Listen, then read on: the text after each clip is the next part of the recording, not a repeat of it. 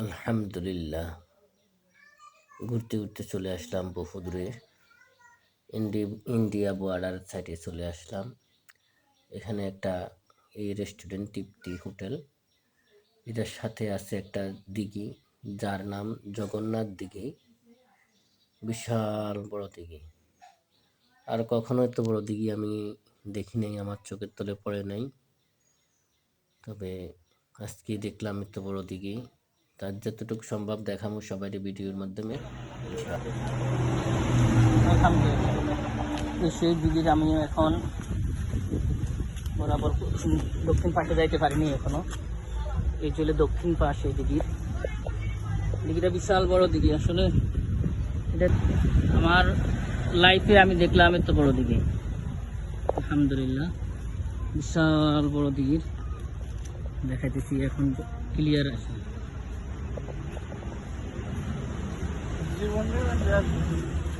আপনারা এই জায়গার লোকে? হ্যাঁ, এই দিঘির নাম হলো জগন্নাথ দিঘি, বিশাল বড়। আচ্ছা, এটা না, আমার বাড়ি হলো, আমরা নাঙ্গলকোট থানা থেকে আসছি, নাঙ্গলকোট থেকে ওদিকে, নাঙ্গলকোট থেকে আসছে।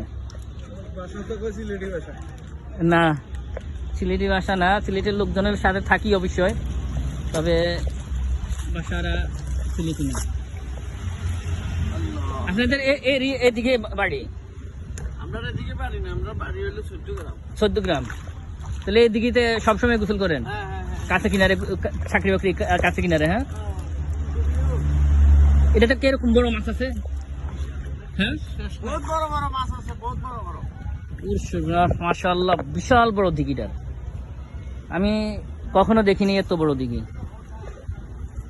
যারা আসতে চান তারা চৌদ্দগ্রাম জগন্নাথ দিঘির নাম বললে অনেকে দেখা দিবে।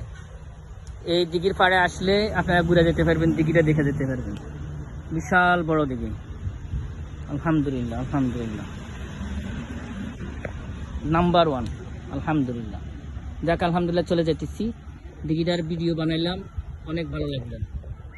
দিঘির দৃশ্যটাই অনেক বড়, বিশাল বড় এরিয়া।